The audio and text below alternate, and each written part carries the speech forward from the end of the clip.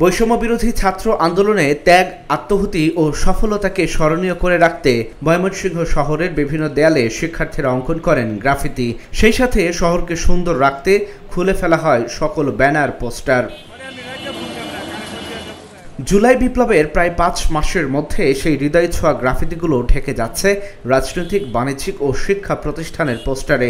এতে মুছে ফেলা হচ্ছে ফ্যাসিবাদ, দুর্নীতি, রাষ্ট্র সংস্কার সহ বিভিন্ন উক্তি ও স্লোগান সম্পর্কিত গ্রাফিতি। সেই সাথে নষ্ট হচ্ছে শহরের সৌন্দর্য। গ্রাফিতির উপর এসব পোস্টার সাটানোতে ক্ষুব্ধ শিক্ষার্থীরা। 2024 সালের আন্দোলনের পরে আমরা ময়মনসিংহ শহরকে সুন্দর করে গড়ে তোলার জন্য বিভিন্ন ধরনের গ্রাফিতি করেছিলাম। বর্তমান সময়ে বিভিন্ন রাজনৈতিক দল বা শিক্ষা প্রতিষ্ঠানের পোস্টারগুলো দিয়ে গ্রাফিতিগুলো ঢাকা হচ্ছে। এটা কি তাদের কোনো রাজনৈতিক প্রচারণা বা গ্রাফিতিগুলো নষ্ট করার জন্য কি তারা এই কাজগুলো করছে কিনা সেটা আসলে আমাদের জানা নেই।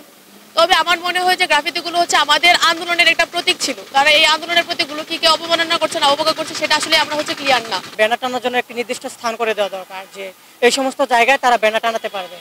আর ব্যানার টানানোর জন্য নিষেধাজ্ঞা জারি করা দরকার। এই স্কুল, কলেজ, মাদ্রাসা এগুলো শিক্ষা প্রতিষ্ঠানে যেন তারা কোনো ব্যানার না টানায়, এবং কেউ যদি টানায় তাহলে উক্ত প্রতিষ্ঠানের বিরুদ্ধে আইনানুগ ব্যবস্থা নেওয়া দরকার। প্রশাসন ও সিটি কর্পোরেশনের দৃষ্টি আকর্ষণ করছে এগুলোর ব্যাপারে যেন বিভিন্ন অ্যাকশন নেওয়া হয় এবং জরিমানা নির্ধারণ করা হয়।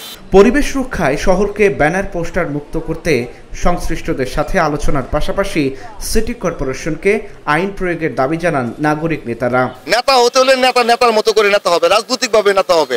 আমরা এখন দেখি প্রচুর পয়সাওয়ালা লোক তারা আইসায় অনেকগুলো ব্যানার শহর এবং শহরময়, জেলাময় লাগিয়ে দিল। ব্যানার যে অত্যাচার, এটা পরিবেশকে যেমন ধ্বংস করে, আমাদের যে সহাবস্থান, এই সহাবস্থানকে তেমন ধ্বংস করে মানুষ বিক্ষুব্ধ হয় এবং এই অত্যাচারকে এটা একটা নির্যাতন পর্যবসিত হয়। সেক্ষেত্রে এই অত্যাচার, নির্যাতন থেকে বন্ধ হওয়ার জন্য সবাই মিলে এটা বসতে হবে এবং সবার আগে যে জায়গাটা ধরতে হবে সেটা হলো ময়মনসিংহ সিটি কর্পোরেশন।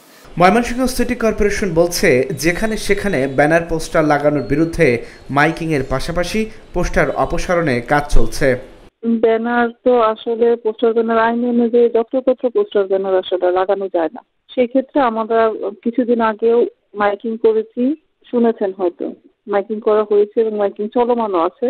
এখন প্রতিদিন আমাদের লোকজন গিয়ে বাজার শাখা, রাজস্ব শাখা থেকে গিয়ে ব্যানার, পোস্টার অপসারণ করা হয়। রাতের বেলা আমাদের অভিযান পরিচালনা করা হয়।